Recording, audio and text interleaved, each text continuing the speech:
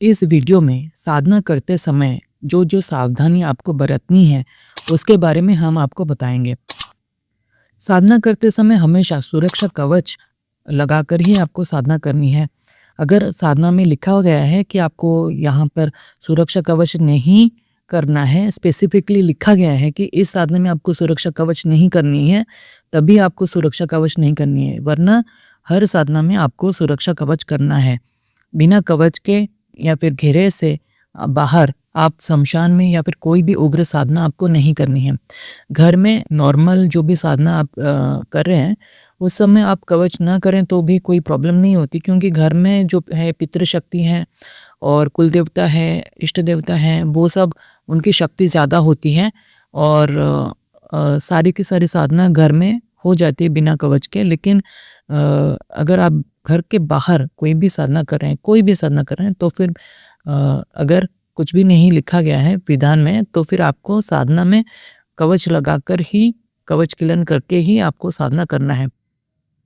यानी कि जब तक आपको बताया ना जाए कि इस साधना में आपको कवच नहीं करने हैं, तब तक आपको हर साधना में कवच किलन करना बहुत ज़रूरी है। साधना करते समय पूरी की पूरी जो पूजन सामग्री है, जितनी भी पूजन सामग्री है, वो सब कवच या फिर जो घेरा होता है, रक्षा घेरा होता है, उसके अंदर ही रखनी चाहिए। सारे भोग घेरे के अंदर ही होने चाहिए।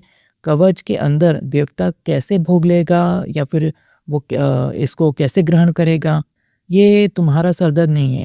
बस किसी भी कीमत पर आपको घेरे से बाहर नहीं जाना है, आपको कोई भी सामग्री घेरे से बाहर नहीं रखने हैं और सारे के सारे सामग्री आपको घेरे के अंदर ही रहने हैं। आपको खुद भी घेरे के अंदर ही हमेशा रहना है और जब तक साधना संपन्न हो जाए घेरे के बाहर नहीं जाना है। साधना के दौरान जो भी अनुभव आपको हो रहे हैं वो किसी को भी नहीं बताने हैं। कुछ देव या फिर शक्तियाँ गुरु को भी बताने से मना करते हैं, तो ऐसे सिचुएशन में आपको गुरु को भी नहीं बताने हैं। आपको गुरु को, अगर जब तक आपको कोई प्रॉब्लम नहीं हो रही है, कोई दिक्कत नहीं हो रही है, तब तक आपको गुरु को बताने की कोई ज़रूरत नहीं है। जब तक आपके मन में कोई प्रश्न नहीं है साधना के बारे में, वो तब तक आपको गुरु को बताने की कोई ज़रूरत नहीं है। वरना आप बता सकते हैं गुरु को, साधना से रिलेटेड जो भी अनुभव हैं उसको आप गुरु को बता सकते हैं। लेकिन अगर शक्ति खुद मना कर रही है कि आपको ये जो साधना के बारे में जो भी अनुभव हो रहे हैं वो गुरु को भी नहीं बताना है, तब आपको गुरु को भी साधना के बारे में नहीं बताने हैं।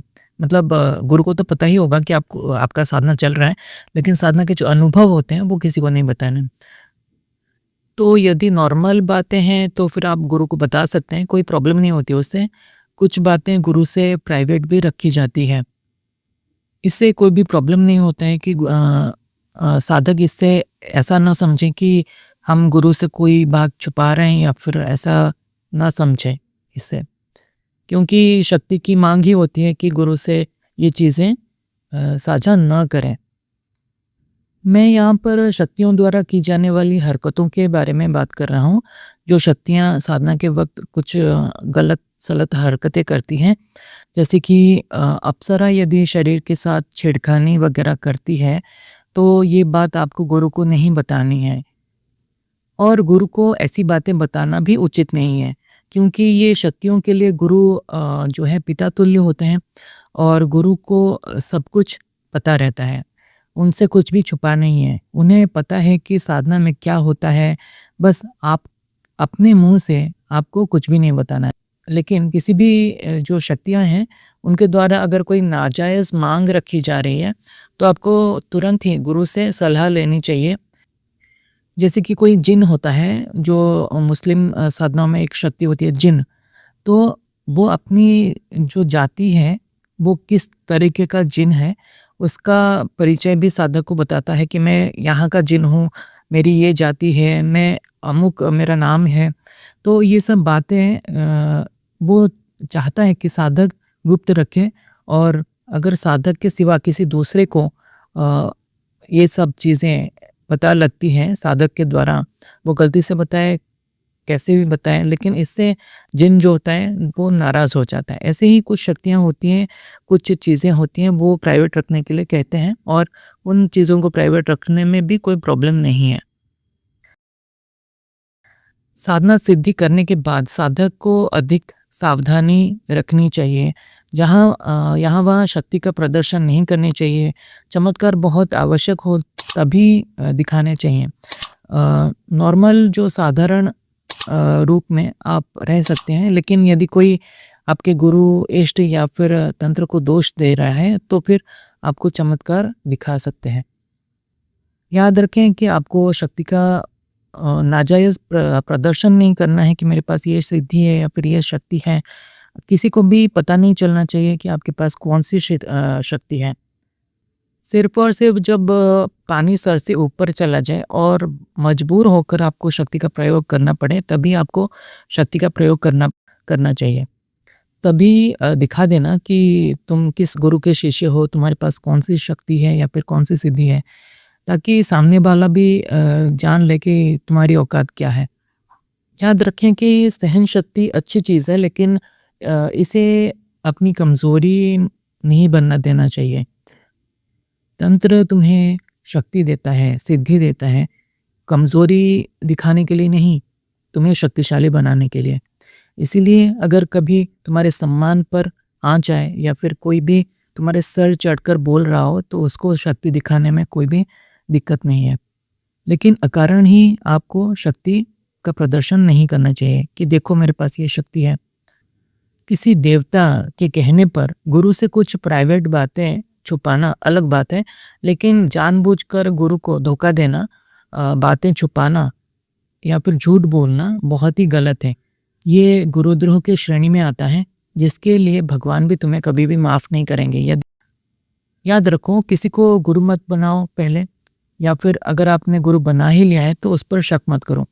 यदि किसी ठग के चक्कर में आप पड़ गए हो तो साफ साफ बोलकर गुरु से बात कर लेनी चाहिए और किसी दूसरे गुरु के शरण में चले जाना चाहिए, किसी दूसरे गुरु को खोज लेना चाहिए। लेकिन ऐसा कभी भी मत करिएगा कि आप किसी को गुरु मान रहे हैं बट उसके प्रति आपकी श्रद्धा नहीं है, बस आप गुरु मान के बैठे हुए हैं। ऐसा नहीं करना चाहिए कभी भी। अगर श्रद्धा है, गुरु बना लिया है तो उनको ऊपर श्रद्धा रखो। अगर श्रद्धा नहीं है तो उनको छोड़कर किसी दूसरे गुरु के पास भी आप जा सकते हो। पूरा फ्री हैंड दे रखा है।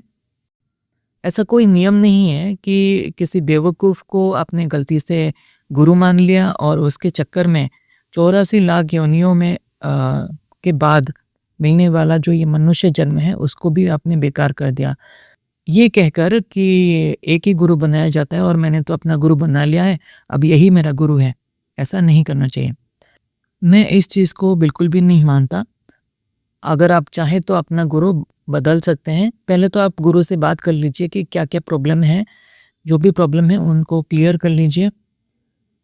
हम जीवन में न जाने कितने लोगों से सीखते हैं और मरते दम तक भी सीखते रहेंगे। मानो तो वो सब हमारे गुरु हैं, ना मानो तो कोई भी गुरु नहीं है। आजकल तो लीला ही न्यारी है। बाकी यही कहूँगा कि तुम आज़ाद हो, अपने आप को बांधो मत। जब तक योग्य गुरु नहीं मिल जाता तब तक कोशिश करो। तंत्र कभी भी गलत नहीं है, बस आपको प्रयोग जो भी साधना है वो सावधानी से करना है।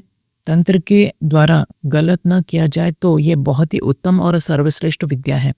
हाँ, इसका प्रयोग आजकल ठगी के लिए, लोग बेवकूफ़ बनाने के लिए भी ज़्यादा किया जाता है, ये अलग बात है। लेकिन इससे अच्छा किसी भी शक्ति को प्राप्त करने का या फिर किसी भी सिद्धि को प्राप्त करने का, कोई भी आपको प्रॉब्लम है उसको हल करने का रास्ता जो है वो आपको कहीं और नहीं मिलेगा।